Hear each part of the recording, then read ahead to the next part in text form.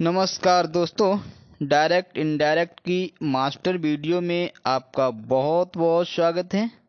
तो दोस्तों, ये वीडियो अगर आप पूरी देख लेते हैं तो निश्चित रूप से डायरेक्ट इनडायरेक्ट के बारे में आपको ठीक ठाक जानकारी हो जाएगी।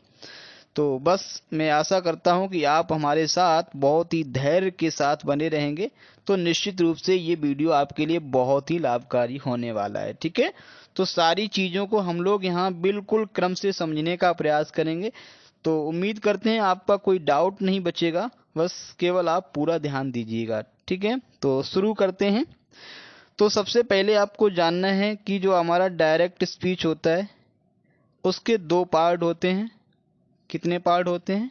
दो पार्ट होते हैं। ठीक है, तो पहले को हम लोग कहते हैं आरबी। क्या कहते हैं? आरबी, जिसका मतलब होता है रिपोर्टिंग वर्ब। और दूसरा पार्ट होता है उसको बोलते हैं आर एस। क्या बोलते हैं? आर एस, तो जिसका मतलब होता है रिपोर्टेड स्पीच। ठीक है, अब इतना जानने के बाद हम लोग समझने का प्रयास करेंगे चीज़ों को बारी बारी से। ठीक है, तो हम लोग यहाँ पे देखेंगे पहला वाक्य। तो ध्यान दीजिएगा, यहाँ आप देख रहे हैं ही सेज लिखा है। ठीक है, और उसके बाद में लिखा है Ram is a good boy. ठीक है, दूसरे में लिखा है सी विल से, और I have done my work. ठीक, दोनों में समझने का प्रयास करेंगे। तो यहाँ आप देख रहे हैं सेज लगा हुआ है। ठीक है, और यहाँ आप देखेंगे ये आपका बिल लगा है और बिल के साथ में से लगा है। ठीक, तो इन जो दोनों से आपको ये जान लेना है कि ये जो दोनों वाक्य हैं, जो पहला वाला है से पता लग रहा है ये हमारा प्रेजेंट इंडेफिनिट है, और नीचे वाला बिल से बता रहा है कि ये हमारा है फ्यूचर इंडेफिनिट। यानी कि पहला जो है वो हमारा प्रेजेंट टेंस में है, दूसरा जो है वो आपका फ्यूचर टेंस में है। तो ऐसा होने से क्या परिवर्तन होता है वो हम लोग समझने का प्रयास करेंगे। ठीक है, तो आपका पहला नियम ये कहता है कि अगर आरबी प्रेजेंट या फिर फ्यूचर टेंस में हो तो जो आरएस का टेंस होता है उसमें कोई बदलाव नहीं होता है। ठीक है, तो इस हिसाब से अगर हम चलेंगे तो क्या मतलब होगा? अब देखो, यहाँ आप लिख लेंगे ही, और सेज का आप सेज लिख लेंगे। ठीक है, तो ही आपका सेज हो गया। अब देखो, ये वाक्य हमारा अगर असर्टिव है, हमने आपको पहले भी बताया है, तो इस मास्टर वीडियो में भी हम लोग समझने का प्रयास करेंगे। जैसे ये असर्टिव का मतलब होता है जो सब्जेक्ट से शुरू होता है और लास्ट में फुल स्टॉप देखने को मिलता है। ये आप एक सामान्य पहचान दिमाग में रख सकते हैं। ठीक है, वैसे असर्टिव का मतलब होता है जो वाक्य हमें सूचना देते हैं वो हमारे असर्टिव होते हैं। ठीक है, वो सूचना हमारी पॉजिटिव हो सकती है या निगेटिव हो सकती है। तो ये वाक्य हमारा असर्टिव है। असर्टिव में हम लोग दैट कंजंक्शन का प्रयोग करते हैं, तो यहाँ आप लगाएंगे दैट। ठीक है, तो दैट लगाने के बाद में अब हमने बताया टेंस में बदलाव नहीं होगा, तो आप ऐसा ही लिख देंगे राम इज ए गुड, और बॉय को आप बॉय लिख देंगे। ठीक है, तो ये आपका इसी तरह से बन जाएगा। ठीक है, और इसमें हमने आपको बताया ये आपका फ्यूचर टेंस में है, तो यहाँ कोई दिक्कत नहीं है, इसमें भी कोई बदलाव नहीं होगा। ठीक है, तो सी विल से।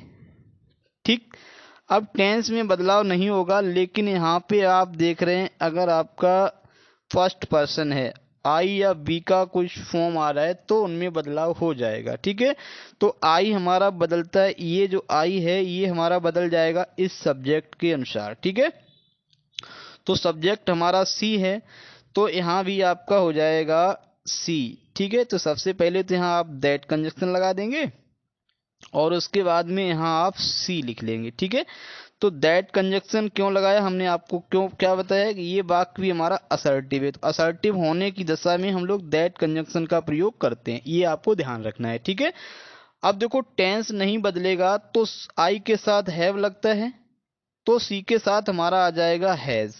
ठीक है, तो यहाँ आप देख रहे हैं इतना आपको करना पड़ेगा। ठीक है, हैज, और फिर आपका डन रहेगा।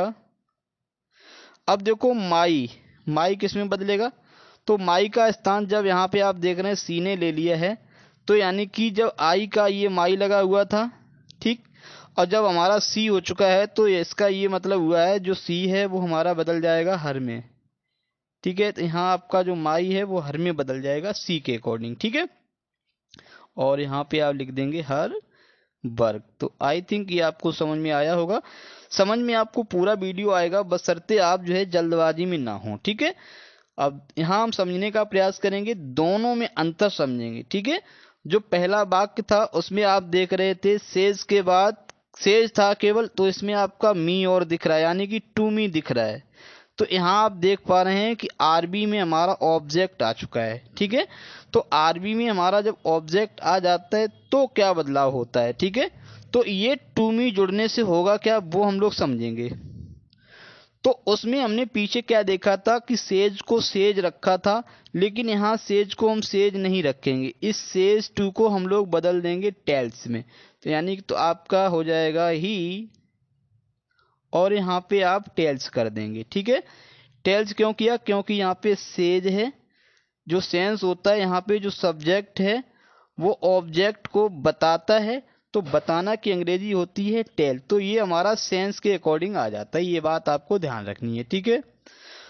तो टेल्स हो जाएगा। और यहाँ आपको एक चीज और जान लेनी है, यानी कि जो आरबी हमारी जिस टेंस में, यानी क्रिया का जो भी फॉर्म लगा है, तो बदल के वो टेल का वही फॉर्म लगेगा। जैसे आपका सेज लगा है तो आपने टेल्स किया है, ठीक है।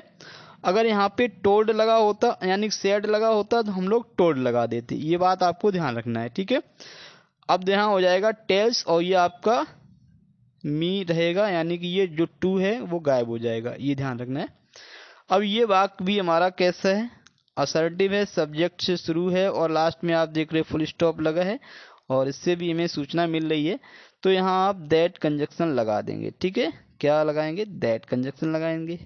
अब देखो आई हमारा इसके हिसाब से ही बदलेगा, तो ही के हिसाब से यहाँ पे क्या हो जाएगा, यहाँ भी ही हो जाएगा। अब टेंस नहीं बदलेगा क्योंकि ये हमारा सेज लगा हुआ है। तो आप देख रहे हैं आई के साथ यहाँ पे एम लगा था, तो ही के साथ आपका लग जाएगा इज, ठीक है। तो ही इज डूइंग। अब ये आई का यहाँ पे माई था, अब यहाँ पे आपका ही हो चुका है, तो ही के हिसाब से यहाँ आ जाएगा पजेसिव केस हेज, ठीक। और वर्ग को आप लिख देंगे वर्ग। ये आपका बन के तैयार हो गया। आगे अगर देखने का प्रयास करेंगे, बनाने का प्रयास करेंगे, तो आप देखेंगे दे सेट। अब यहाँ पे देख रहे हैं शेड आ गया है, यानी कि आपका टेंस बदल गया है। तो टेंस बदलने से क्या प्रभाव पड़ेगा, इसमें आप भी सीखने का प्रयास करेंगे, ठीक है। तो आपने देखा यहाँ टेंस बदल गया है, तो होगा क्या वो देखेंगे। तो यहाँ दे सेड रख लेंगे, शेड को हम शेड रख सकते हैं, ठीक है। बशर्ते क्या है, ये हमारा असर्टिव हो, यानी कि सब्जेक्ट से शुरू हो, लास्ट में फुल स्टॉप लगा हो। और दूसरी शर्त हमारी होती है यहाँ पे जो है सेड हो, यानी कि आरबी में कोई ऑब्जेक्ट ना हो। अगर आर्मी में ऑब्जेक्ट होता तो ये जो सेड है वो हमारा टोल्ड में चेंज हो जाता, ये आपको ध्यान रखना है, ठीक है। तो हमने दो शर्तें आपको कौन सी बताई, ये हमारा असर्टिव होना चाहिए और आरबी में कोई ऑब्जेक्ट नहीं होना चाहिए, तो हम लोग सेड को सेड रख सकते हैं, ठीक है।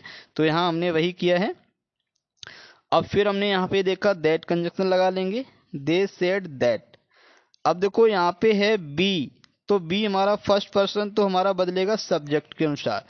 तो ये आप देख रहे हैं दे के हिसाब से क्या हो जाएगा, यहाँ पे दे ही हो जाएगा, ठीक है। तो जो बी है वो दे में बदल जाएगा। अब हमारा जो है यहाँ पे देख रहे हैं आप सेड लगा है, पास्ट टेंस है, तो ये टेंस बदल जाएगा, यानी कि जो टेंस होता है वो टेंस के अकॉर्डिंग बदलता है, ठीक है। ये टेंस है तो टेंस के अकॉर्डिंग बदल जाएगा। तो यहाँ आपका हो जाएगा हैड, दे हैड डन। अब देखो हमारा यहाँ पे आ रहा है अवर। अवर देखो यहाँ पे जब हमारा बी था तो हमारा यहाँ पे अवर दिख रहा है था। अब जो है अवर हमारा पजेसिव केस है, तो दे का हम लोग यहाँ पर पजेसिव केस लगा देंगे दियर, ठीक है। तो यहाँ हो जाएगा दियर वर्क। सिस्टम से आप समझने का प्रयास करेंगे तो सारी चीजें आपको बहुत अच्छे से समझ में आ जाएंगी, ठीक है। तो अब देखें फिर आगे हम लोग बढ़ते हैं। यहाँ पे देखो अभी आपने देखा था सेड लगा था, लेकिन यहाँ पे आप देख रहे हैं सेड के बाद हमारा ऑब्जेक्ट भी लगा है। तो ऑब्जेक्ट जब लगा है तो क्या परिवर्तन होगा वो हम लोग जानने का प्रयास करेंगे, ठीक है। तो ये हमारा ऑब्जेक्ट होने से होगा क्या, देखो द गर्ल लिख देंगे, यहाँ तक तो कोई दिक्कत नहीं है, ठीक है। तो ये हमारा हो गया द गर्ल। अब देखो अगर ये वाला वाक्य हमारा असर्टिव है, ठीक है, तो यानी कि ये हमारा सेड टू है, उसको हम टोल्ड में बदल देंगे, ठीक। तो यहाँ आपका हो जाएगा टोल्ड, द गर्ल टोल्ड, और उसके बाद में इसको आप हिम का हिम लगा देंगे, ठीक है।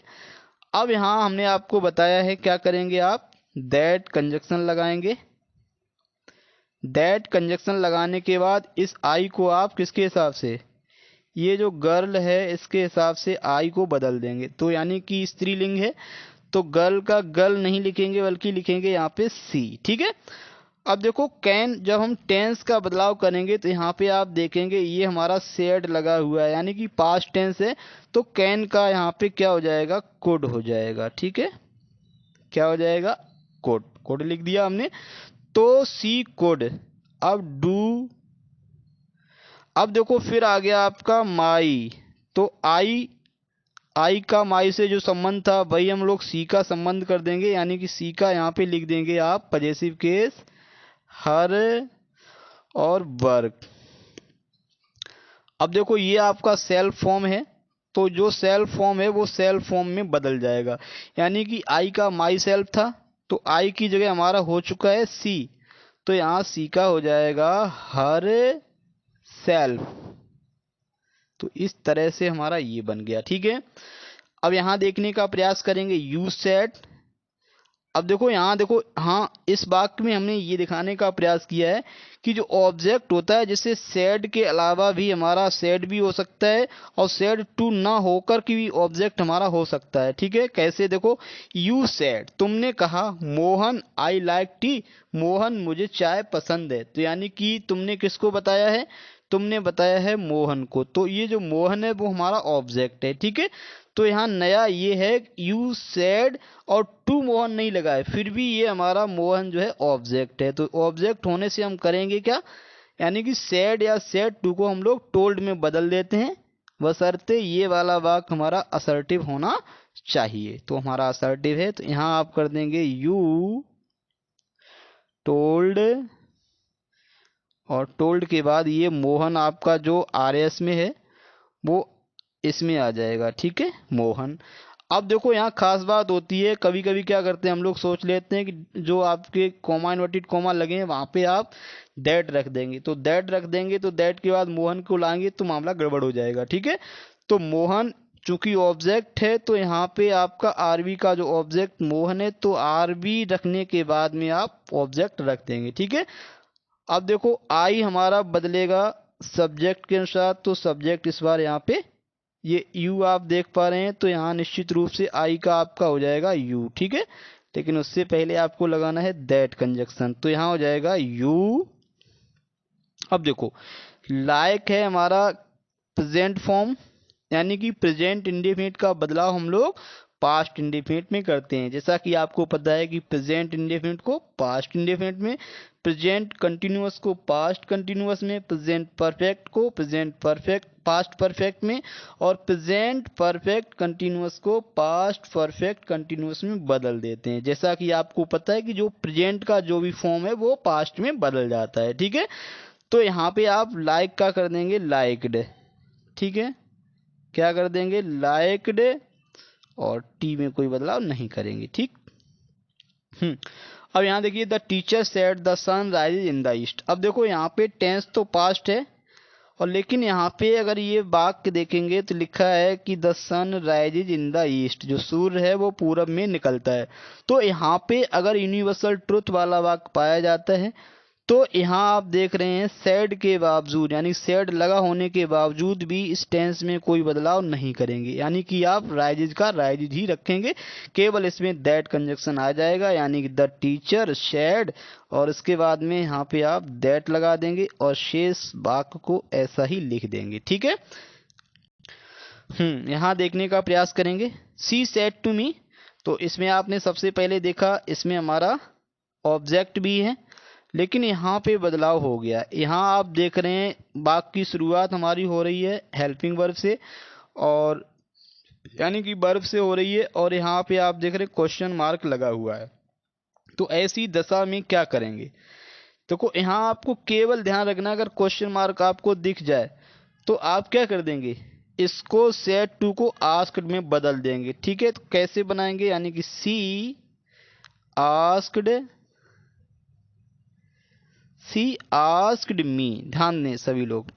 अब देखो हमने अभी सेड टू को हम लोग टोल्ड में बदल रहे थे, तब हमारा वाक्य यहाँ पे असर्टिव होता था, यानी कि सब्जेक्ट से शुरुआत करते थे और लास्ट में आपको फुल स्टॉप दिखता था। यहाँ पे आप देख रहे हैं वर्ब लगी हुई है, उसके बाद सब्जेक्ट लगा है, और यहाँ आप क्वेश्चन मार्क देख रहे हैं। तो ऐसा होने पर हम लोग क्या करते हैं, सेड या सेड टू को आस्क्ड में बदल देते हैं। ठीक है, अब देखो पहले हम लोग दैट लगाते थे, और यहाँ आप दैट नहीं लगाएंगे, इफ या वेदर का प्रयोग करते हैं। तो यहाँ पे आप इफ लगा रहे हैं, दो बदलाव आप देख रहे हैं इस वाक्य में।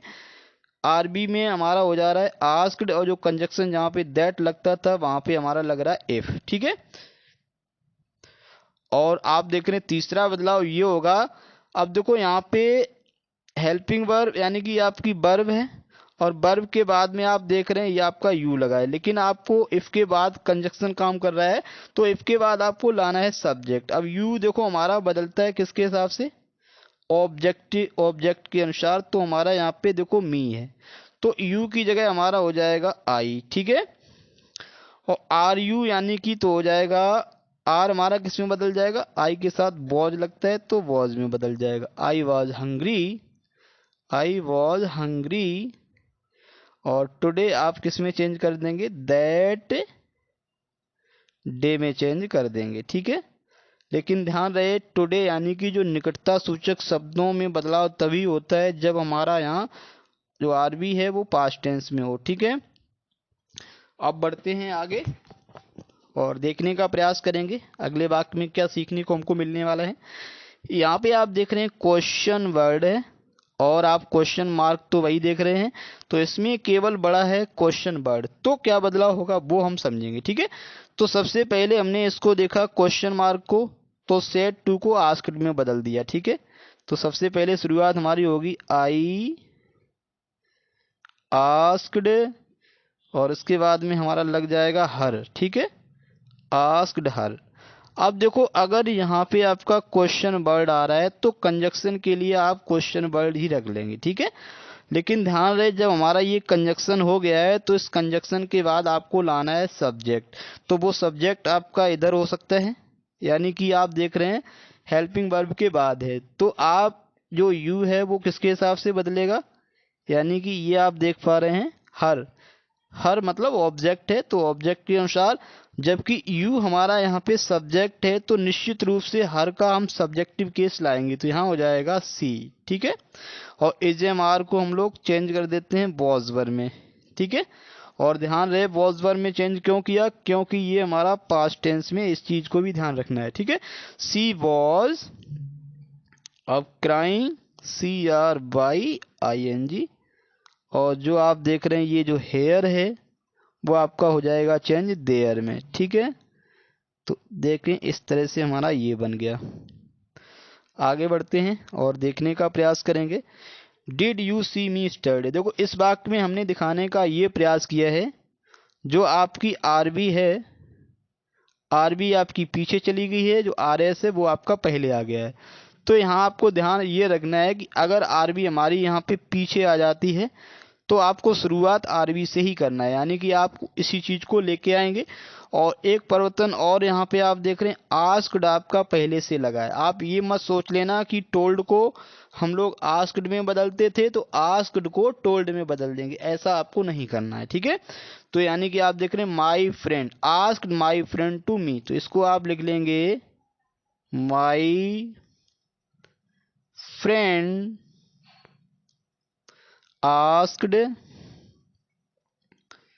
Asked me. देखो इसमें क्या क्या हमने किया है, यानी कि इस टू को छोड़ दिया है, और हमने आप देख रहे हैं पहले आस्क्ड था, माय फ्रेंड बाद में था, और मी सबसे बाद में था, तो हमने माय फ्रेंड आपका पहले कर लिया है, और उसके बाद में आस्क्ड को लगाया, उसके बाद में मी लगाया, टू को रिमूव कर दिया है। ठीक है, अब हमारा देख रहे हैं यहाँ पे, आप देख रहे हैं एच वी से शुरू हो रहा है, तो ये जब हमारा एच वी से शुरू हो तो आपको इफ कंजक्शन लगा देना है। ठीक है, तो हमारा जब इफ या वेदर लगाते हैं, इफ से ही काम चल रहा है, तो वेदर इतना बड़ा लिखने की जरूरत भी क्या है। लेकिन ध्यान रहे जब हमारी चॉइस पाई जाए, ठीक है, तुम ये काम करोगे या नहीं, क्या आप आम खाओगे या अमरूद, तो ऐसा जब सेंस होता है तो हम लोग वेदर में बदल लेते हैं निश्चित रूप से। ठीक है, तो माई फ्रेंड आस्क्ड मी इफ हो गया। अब देखो यहाँ आपको थोड़ा समझना पड़ेगा, ये बहुत से छात्र गलत कर देते हैं।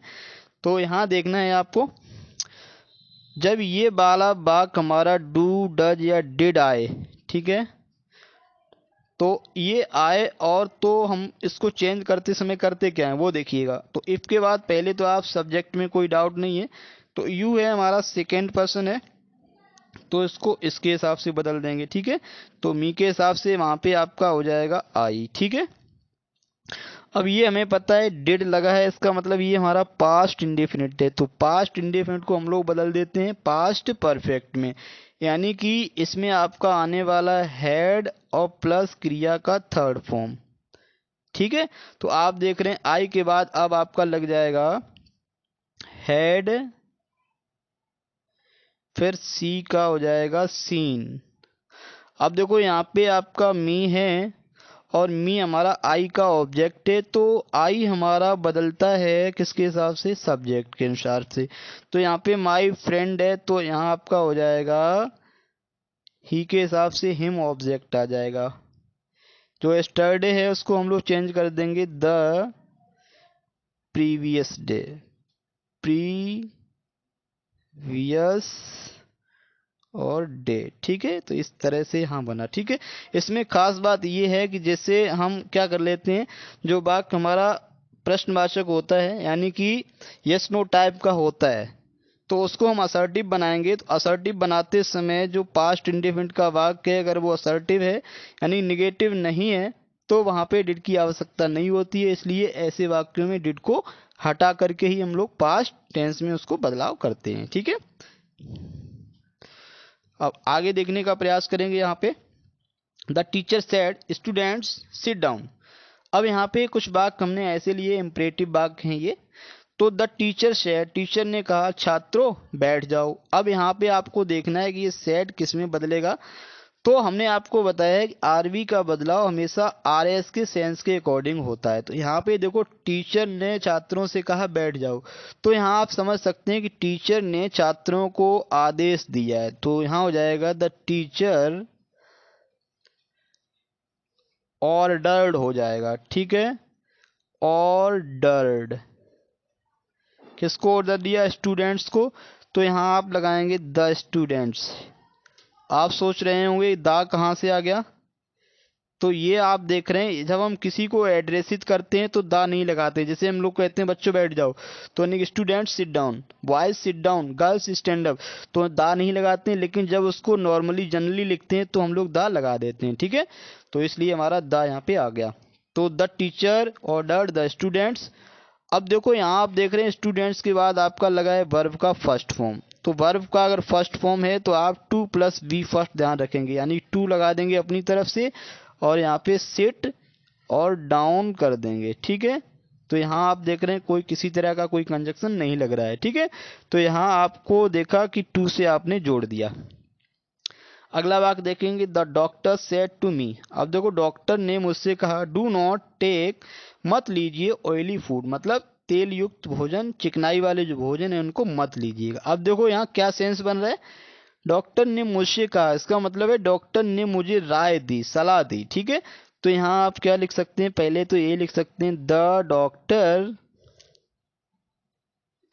Doctor advised. तो डॉक्टर ने मुझे क्या दी, एडवाइज्ड मी, मुझे एडवाइज किया यानी कि सुझाव दिया। काय का सुझाव दिया, यानी कि जो ऑयली फूड है उनको ना खाने का। तो इसमें आप देख रहे हैं डू नॉट लगा है, तो इसको आप जोड़ेंगे नॉट टू से, नॉट टू, ध्यान रहे आपको, डू नॉट को हम लोग नॉट टू से जोड़ते हैं। तो यानी कि टू के बाद आपको क्रिया का फर्स्ट फॉर्म लाना है, तो नॉट आपको पहले कर लेना है। ठीक है, नॉट टू और उसके बाद में आप टेक ऑयली फूड लिख देंगे, ठीक है। तो टेक ऑयली और फिर आप फूड को फूड लिख देंगे, ठीक है। अब इसका एक तरीका और हो सकता है कि डॉक्टर ने, अगर हम ऐसा सेंस ले लें कि डॉक्टर ने मना किया, ठीक है, तो मना करना की होती है फॉरबिड। तो यहाँ सेड टू को आप फॉरबिड में भी बना सकते हैं, ठीक है। लेकिन ध्यान रहे, अगर आप फॉरबिड लगा रहे हैं, फॉरवर्ड लगाने के बाद जहां आप ये नॉट टू रख रहे हैं, यहाँ आप क्या करेंगे, टू प्लस वी फर्स्ट से जोड़ेंगे, ठीक है। यानी कि जो फॉरवर्ड है अपने आप में नेगेटिव सेंस रखता है, तो फॉरवर्ड के साथ नॉट टू का नहीं बल्कि केवल टू प्लस वी फर्स्ट का प्रयोग होता है, और बनाने का आपका सिस्टम वही रहेगा, ठीक है। आगे बढ़ते हैं और यहाँ देखेंगे, सी सेड टू मी, उसने मुझसे कहा, please help me this time, कृपया मेरी इस बार इस समय मदद कर दो।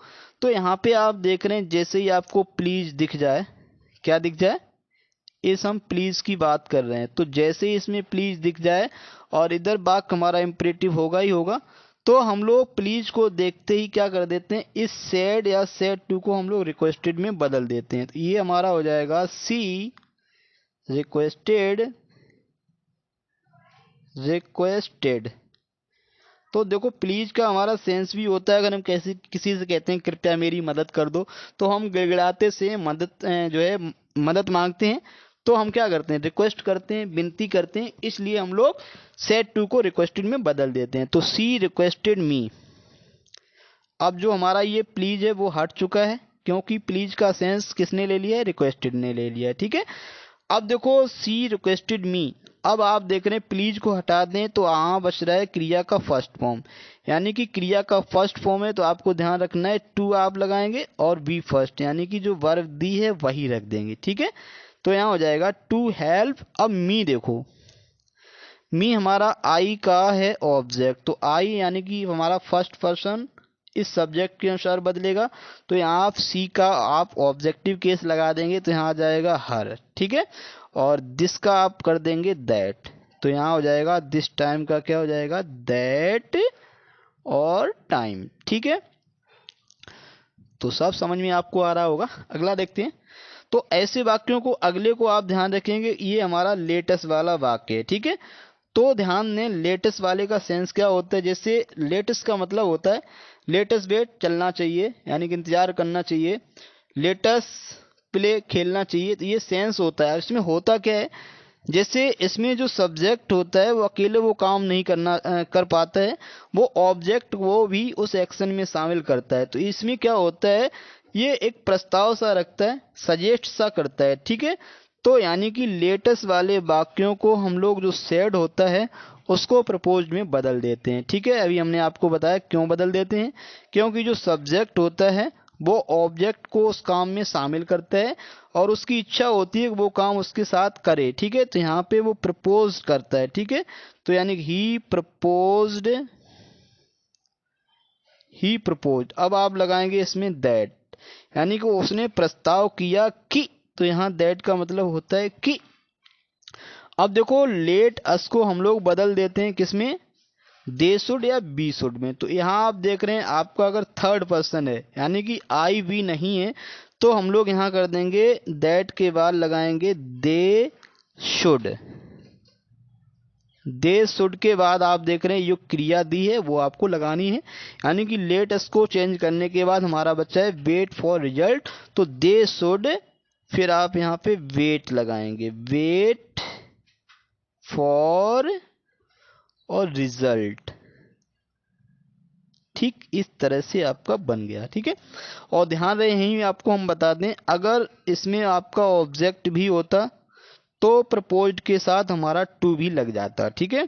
प्रपोज टू और प्लस ऑब्जेक्ट लगता है। जैसा कि भी हम आपको बता रहे थे, तो आई सेड टू हिम, आप देख रहे हैं सेड के बाद हिम लगा, यानी कि इसमें ऑब्जेक्ट है, तो आप क्या करेंगे, तो यहाँ आप देखो दो चीजें आपको नहीं मिलने वाली हैं। तो पहले तो हम लोग लगा देंगे आई प्रपोज्ड। अब प्रपोज्ड के बाद अगर ऑब्जेक्ट है तो आप लगाएंगे to him, propose to him, आपका हिम हो गया।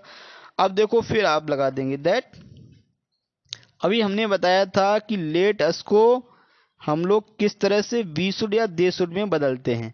अब यहाँ देखो आपका आई लगा हुआ है, तो इसका मतलब जो लेटस है वो निश्चित रूप से वी शुड में चेंज होगा, बी शुड। अब यहाँ हम लोग ऐसा नहीं कर सकते हैं कि दे शुड लगा दें, ठीक है।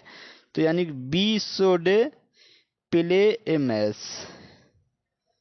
प्ले ए मैच, ठीक है। तो ये हमारा बन गया, ये आपको समझ में भी आया होगा। अगले में देखते हैं, यहाँ पे लेट लगा है लेकिन लेट अस नहीं लगा है, लेट मी लगा है। तो ऐसी दशा में क्या होने वाला है वो देखेंगे, ठीक है। तो यहाँ देखिए द चाइल्ड, सबसे पहले तो आप लिख लेंगे द चाइल्ड। अब देखो let me play her mother, तो बच्चा कहता है कि लेट मी प्ले, मुझे खेलने दो, यहाँ खेलने दो, मदर मतलब माता, माता जी मुझे यहाँ खेलने दो। तो यहाँ पे ऐसा लग रहा है कि बच्चा अपनी माँ से रिक्वेस्ट कर रहा है, तो यहाँ आपका हो जाएगा द चाइल्ड रिक्वेस्टेड, रिक्वेस्टेड। अब किससे रिक्वेस्ट कर रहा है? अपनी माँ से। तो यहाँ आपका सेंस लग जाएगा, चाइल्ड के साथ हर लगा दें या हिज लगा दें। तो यहाँ आप देख रहे हैं मदर, तो आपका देख रहे हैं यहाँ हिज क्यों आ गया, हिज आपका आ गया अकॉर्डिंग सेंस। तो आपको यहाँ सेंस निकल रहा है कि बच्चे ने अपनी माँ से प्रार्थना की, तो यहाँ अपने की अंग्रेजी आपने हिज या हर लगा दी, ठीक है। तो मदर काय की प्रार्थना की, टू। अब देखो यहाँ पे लेट हमारा वर्ब का काम कर रही है, तो आप लगा देंगे टू लेट, टू लेट। अब देखो मी लगा है, मी हमारा बदलता है सब्जेक्ट के अनुसार, ठीक है। तो सब्जेक्ट को हमने यहाँ पे देखो हिज लगाया, इसका मतलब पुल्लिंग माना है, तो यहाँ आपके हो जाएंगे लेट मी, यानी कि चाइल्ड हमारा पुल्लिंग है, तो पुल्लिंग हमारा ही का मतलब ऑब्जेक्ट यहाँ हो जाएगा हिम। तो आपका हो जाएगा to let him play her, का हो जाएगा आपका देयर, ठीक है। तो ये हमारा इस तरह से बन गया। आगे बढ़ते हैं, यहाँ देखते हैं मदर शेड, एलास वाले वाक्य, यानी कि एलास और हुर्रा वाले वाक्य कैसे बनेंगे वो हम लोग जानेंगे, ठीक है। मदर शेड, अगर यहाँ देखो एलास लगा है, तो यहाँ आप देख पा रहे एलास लगा हुआ है, तो आपको ध्यान में रखना है एलास वाले वाक्य कैसे बनते हैं। और एलास के बाद आप देख रहे हैं ये मार्क ऑफ एक्सक्लामेशन लगा है, तो निश्चित रूप से ये हमारा एक्सक्लामेटरी वाक्य है। तो एक्सक्लामेटरी वाक्य में जो हमारा शेड होता है वो देख रहे हैं एक्सक्लेम्ड में बदल देते हैं। तो यहाँ हो जाएगा द मदर, क्या हो जाएगा द मदर, फिर आप लगाएंगे एक्सक्लेम्ड, ठीक है। एक्सक्लेम्ड, एक्सक्लेम्ड का मतलब होता है चिल्लाई, यानी कि एक्सक्लेम माने होता है चिल्लाना। तो यहाँ एक सेंस आ रहा है, मदर ने कहा हाय आई हैव लॉस्ट माई सन, मेरा बेटा, मतलब आई हैव लॉस्ट, मैंने अपना बेटा खो दिया, मतलब मेरा बेटा मर गया है, ऐसा सेंस है। तो यहाँ एलास का मतलब होता है हाय, हाय का यहाँ पे मतलब लेंगे आप दुख से, तो यानी कि द मदर एक्सक्लेम्ड। अब एलास लगाए, इसका मतलब आप लगाएंगे बेद सोरो, सोरो माने होता है दुख। तो ऐसी दशा में आप समझ रहे हैं माँ चिल्ला रही है क्योंकि उसका जो बच्चा है वो मर गया है, तो निश्चित रूप से विद सोरो। तो यहाँ हो जाएगा द मदर एक्सक्लेम्ड विद सोरो हो जाएगा, ठीक है। अब आप दैट कंजक्शन यहाँ लगाएंगे और उसके बाद में आप इसको ऐसे ही बदल देंगे। ये आई है, आई हमारा मदर के हिसाब से हो जाएगा, यानी कि हो जाएगा सी, ठीक है। यहाँ पास्ट टेंस है, तो यहाँ पे जो हैव है वो हमारा हो जाएगा हैड, हेड के साथ भी आपका रख जाएगा लॉस्ट। और जो माई है, अब देखो आई का स्थान सी ने ले लिया है, तो माई हमारा आई का पजेसिव केस है, तो यहाँ भी आप लगा देंगे सी का पजेसिव केस, यानी कि हो जाएगा हर सन, ठीक है। और यहाँ देखो हुर्रा लगा हुआ है। अब यहाँ एक चीज और आप देख रहे हैं, जो आरबी है वो आपकी देखो इधर बाद में हो गई है, ठीक है। और इसमें आपका एक्सक्लेम्ड लगा हुआ है, तो आपको ये भी ध्यान रखना है कि ऐसा नहीं करेंगे कि सैड को एक्सक्लेम्ड में बदल देते हैं तो एक्सक्लेम्ड को सैड में बदल देंगे, तो ऐसा नहीं करना है। बस इसको केवल क्या करना है, द प्लेयर्स पहले लगाना है, द प्लेयर्स एक्सक्लेम्ड, एक्सक्लेम्ड। अब देखो यहाँ पे हुर्रा लगा है, तो एक्सक्लेम्ड आप लगाएंगे विद जॉय।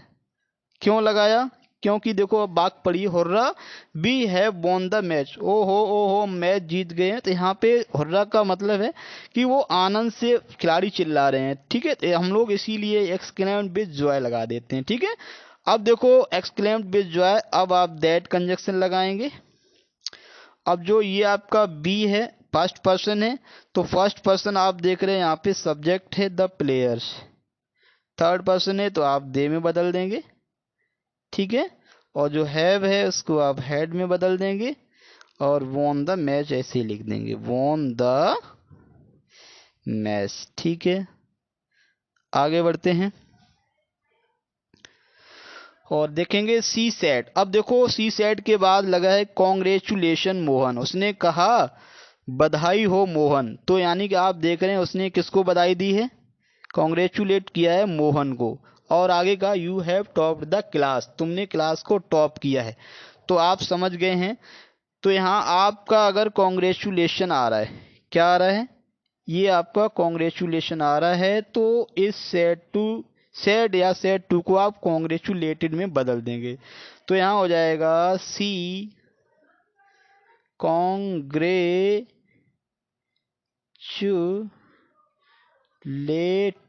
ठीक है। कॉन्ग्रेचुलेशन आने पर कॉन्ग्रेचुलेटेड में हम लोग सेड को बदल देते हैं, ठीक है।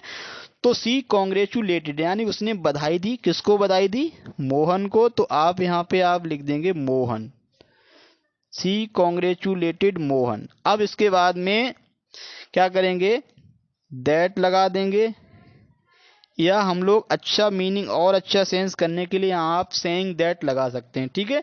तो दैट या सेइंग दैट, अब यू हमारा देखो किसके हिसाब से बदलेगा, यू हमारा सेकेंड पर्सन है, तो वो हमारा बदल जाएगा किसके हिसाब से, मोहन के हिसाब से, यानी कि हमारा ऑब्जेक्ट के अनुसार बदलेगा। तो यानी कि मोहन है तो आपका हो जाएगा ही, और जो हैव है वो आपका हैड में चेंज हो जाएगा, ही हैड टॉप्ड,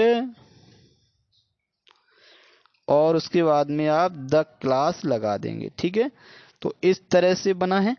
और एक सेंस और इसका बनता है, see congratulated Mohan on his topping the class, ये भी सेंस होता है, यानी कि उसने मोहन को उसके क्लास टॉप करने पर बधाई दी, तो ये भी सेंस होता है, ठीक है। अगर आपको आता है तो आप वो भी जान सकते हैं। अगला देखते हैं, he said how cold it is today. अब देखो हाउ लगा है, आप ये मत सोच लेना क्वेश्चन वर्ड है, क्वेश्चन वर्ड होता तो यहाँ पे क्वेश्चन मार्क होता, तो यहाँ पे ऐसा नहीं है। तो इसका मतलब ये वाक्य हमारा एक्सक्लामेटरी है, तो यानी कि हो जाएगा यहाँ ही एक्सक्लेम्ड, ही एक्सक्लेम्ड, ठीक है। तो ही एक्सक्लेम्ड लगा दें, या फिर आप देख रहे how cold it is today, आज कितनी सर्दी है, तो यहाँ पे एक्सक्लेम्ड विद सरप्राइज भी लगा सकते हैं। तो अगर आपने केवल लगाया ही एक्सक्लेम्ड, तो इसके बाद आप लगा देंगे दैट, ठीक है।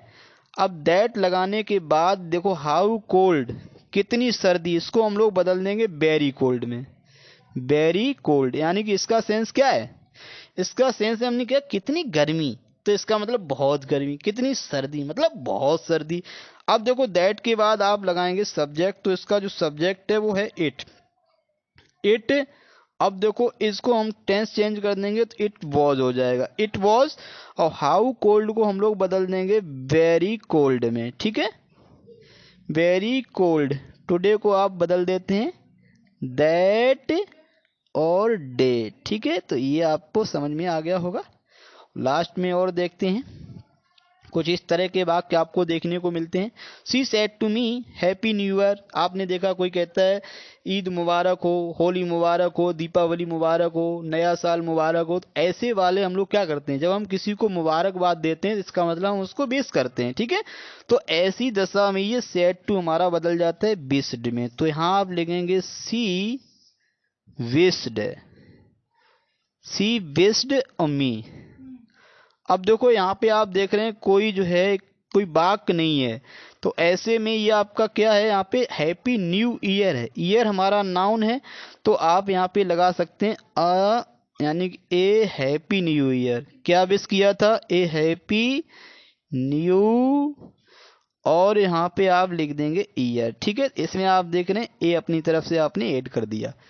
एक एक वाक्य और देखते हैं यहाँ पे, he said to me may God keep you happy. अब आप सोचेंगे ये मे तो सहायक क्रिया होती है, अगर ये सहायक क्रिया होती तो यहाँ क्वेश्चन मार्क होता, तो यहाँ पे ऐसा नहीं है, तो इसका मतलब ये भी वाक्य हमारा कैसा है, उसी तरह का है, एक्सक्लामेटरी है, तो इसमें भी विश कर रहा है, यानी कि ही सेड टू मी, उसने मुझसे कहा, मे गॉड कीप यू हैप्पी, भगवान आपको खुश रखे, तो यानी कि वो इच्छा कर रहा है, ठीक है।